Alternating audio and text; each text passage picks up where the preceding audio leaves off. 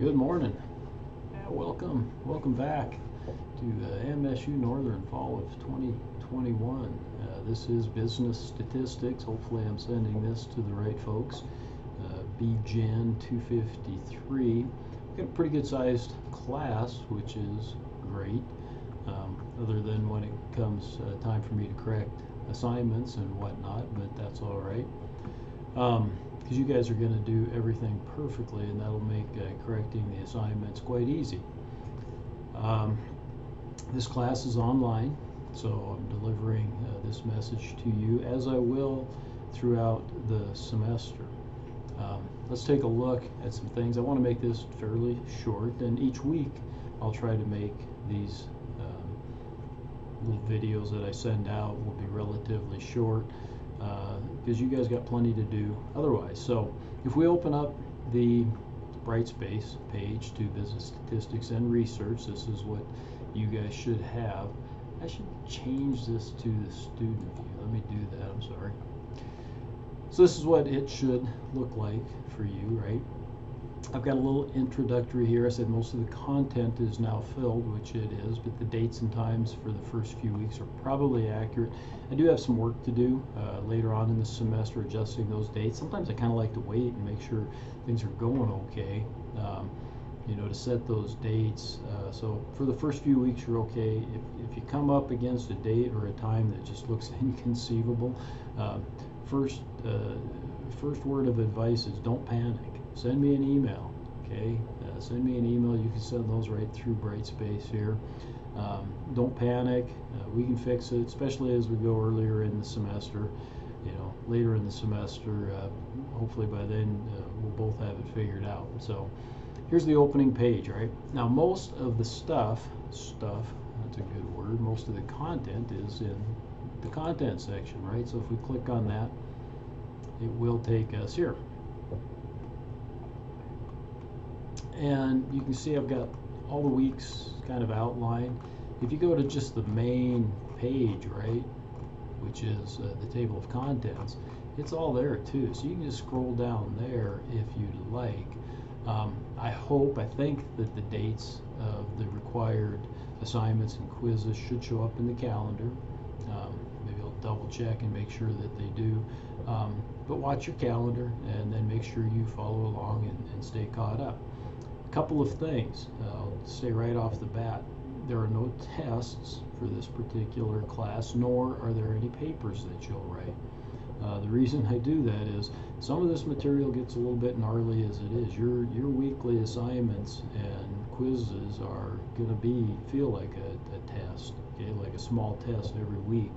So that's number one. Number two, stats isn't quite like riding a bike.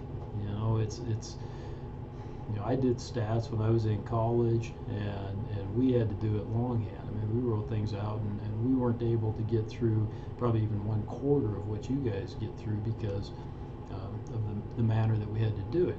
Now you guys have a lot of tools at your disposal, and so we get through a lot to, I think, develop a real full understanding of that, where it's just second nature to you. You'd have to work with it day in and day out. That's not the goal of this class. I think the goal of this class is to give you a good basic understanding of stats, and you're going to do a lot of equations, don't get me wrong, they're very, very difficult, but then to know where you can go to figure things out in the future if you need to, okay? Or if somebody's talking about something, regression analysis or something like that, you'll know what they're talking about, and you'll know again where you could come back or where you could go in Excel to maybe do those types of equations if you had to. So let's take a look first. Let's jump in and say let's take a look at the syllabus, which you do here. You can open it up in there, or you can open it up like this. Let's make that a little bit bigger, although I'm not going to go through. You guys can read this, right? Kind of talk a little bit about it, got what my office hours are. By the way, I'm semi-retired, hoping at some point to be fully retired here. I've been semi-retired for going on 4 years now, and I've apparently failed at retirement.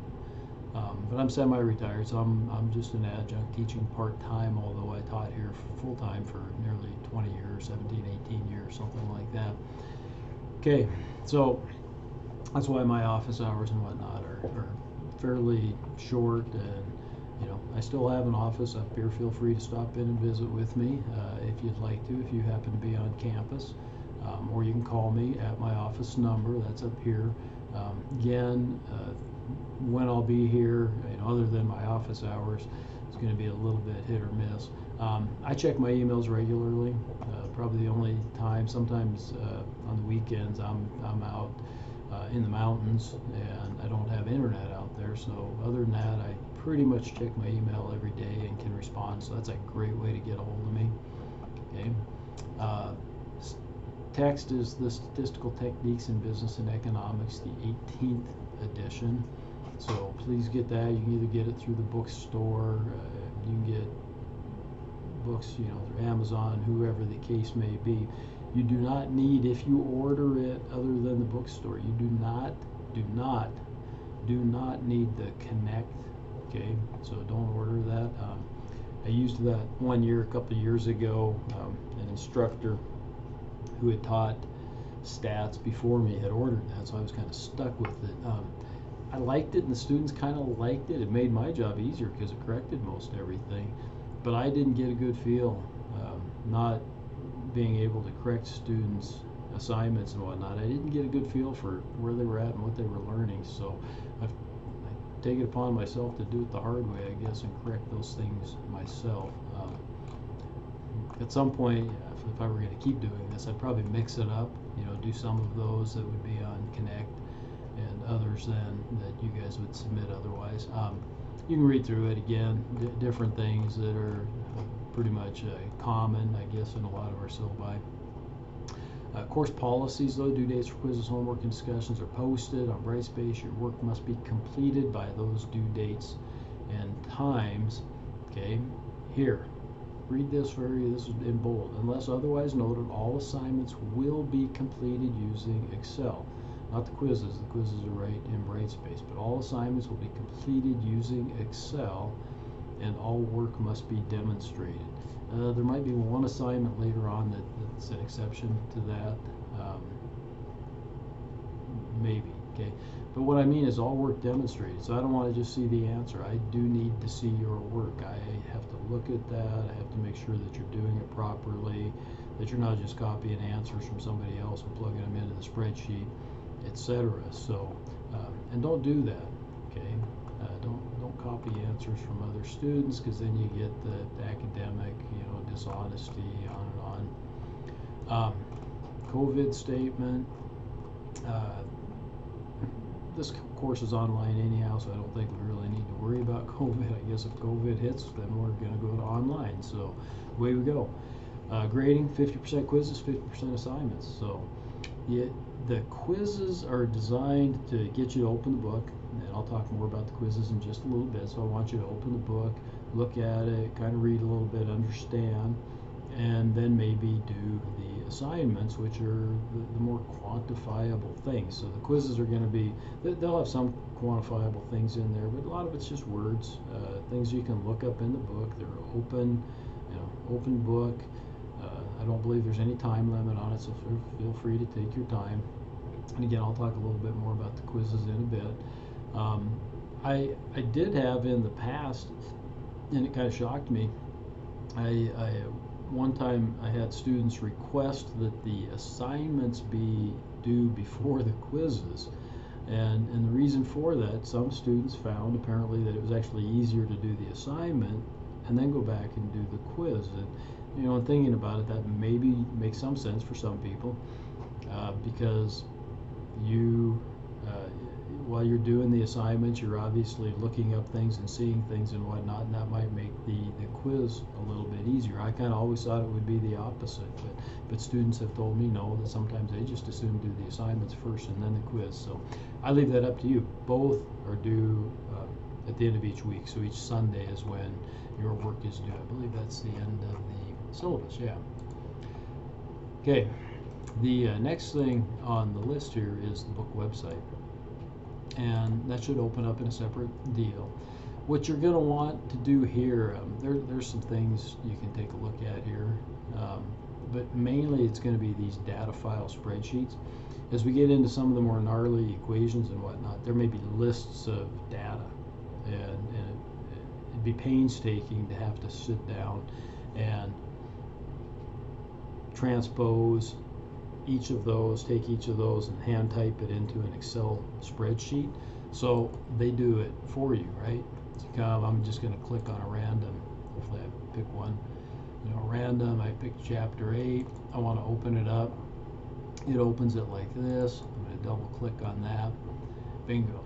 So here's the data then for these particular problems. So this is chapter 8, problem 1, chapter 8, problem 2, problem 3. And you won't have all of these assigned necessarily. And some of the short ones, they don't even have them in here because they expect that, no, if there's just 3 or 4 data points, you can probably go ahead and type those into Excel. But when you've got longer data sets, then you can come here, you'll be able to open these up. Okay, there it is. Pretty simple. What you'll want to do is you're going to have one big book, I think, that I've maybe even provided for you. But if you need to, then you can, oops, got to enable editing, sorry. And then you can right click on this, and where it says move or copy, okay, so you can move it. You would have an open book, maybe chapter 8 assignment or something like that you've called it, and you want to move it to wherever, to the new book, okay, you'll have a name for it. Boom, you're done. Okay, so that's kind of a nice little tool. I may actually have those. I don't remember if I did all those for the various assignments that you have or not, but we'll take a look. So okay, so the book website, there's some other things on there that you may want to take a look at. That's fine. Okay, so if you come here, for example, here in week 1, you guys got some work to do that's going to be due on the 29th, okay, which is Sunday. Okay, so you've got a chapter 1 assignment, chapter 1 quiz, okay, chapter 2 assignment, chapter 2 quiz. A couple of words here that's important. So the chapter 1 assignment, what it's going to show you, I'm just going to click on it here, that'll open it up right in the browser. You need to do 2, 4, 8, 10, and 22. By the way, I believe all the odd numbered problems, the answers are in the back of your book. They make great practices. Okay, so if you want to, when I went through this, I did a lot of that. When I learned about 4, 5, 6, 7 years ago, whenever it was I started teaching statistics, I had to go through and do the problems, and so I would do the odd problems that corresponded pretty much with the even problems, so I had a good idea. Not a bad plan, right? Okay. So you do those. Here's where you'd submit it, right? So that'll open up, upload the file, boom. You guys probably had some experience in that. One thing I did, okay, I got the chapter 1 quiz in a Word document. Here's the chapter 1 quiz that you'll do in Brightspace, where you'll actually go in and answer the questions and whatnot. Okay, but in a Word document, I did that, okay, so that you have the opportunity, if you want to, you can certainly open this up, open up your book, circle the right answer, okay. That way, when you get started doing the quiz itself, here, it won't take you near as much time. It might kind of lessen the chances that you get a thunderstorm or something like that, and your internet goes down in the middle of it, and we got to figure out some of those things, right? So there you go. It doesn't show me to start quiz to begin attempt 1. But I'm guessing that that's just because I can't really take the quiz and you guys can, so hopefully I'm right about that. If somebody wants to check on that and let me know, that would be great. So the Word doc just gives you that opportunity to do it. You don't have to, Okay, that's fine. And you don't have to turn in the quiz, the Word doc quiz. When you complete it in D2L, it's automatically going to upload your score for me and whatnot. That's one of those things I don't have to correct, which is kind of nice. And then you've got Chapter 2.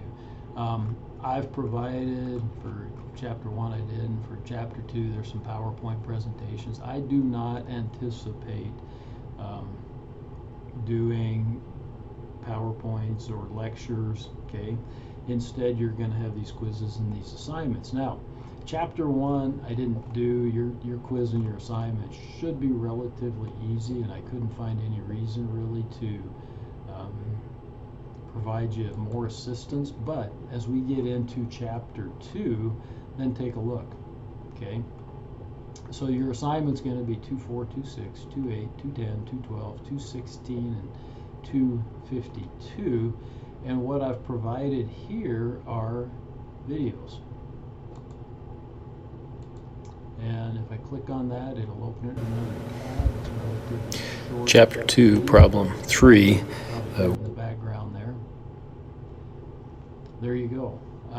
That is to let you know how to do the problems. Okay, to walk through it. So I've opened up an Excel. I go through step by step. I've typically done the odd number problem that's associated with the one that you're assigned. So you should be able to do this and follow along.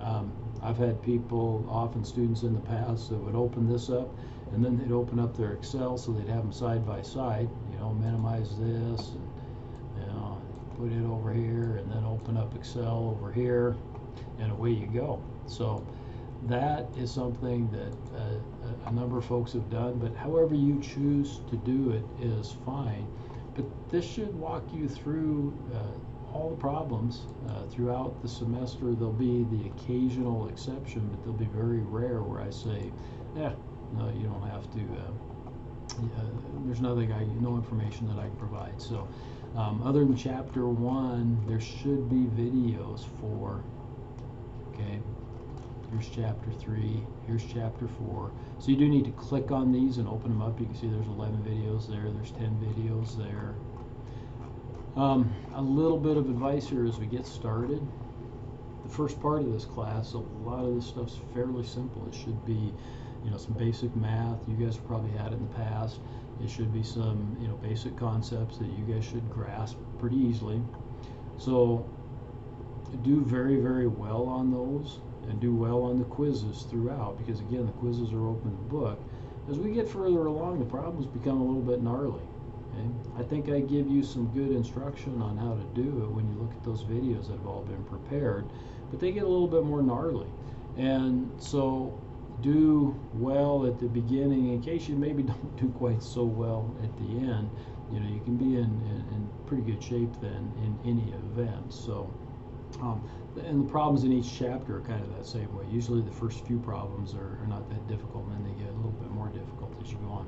One key thing, and I should have mentioned this before, is that you'll note if you're looking for those exercises, and they call them exercises, not problems, but if you're looking for the exercises, they're not always in the back of the chapter.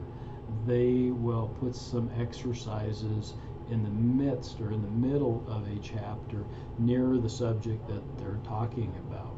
Okay, so I know when I first opened up the textbook and I was looking, geez, I want to do exercise 1, and well, it's not in the back of the chapter, it's, you know, on page 4 of the chapter. Okay, so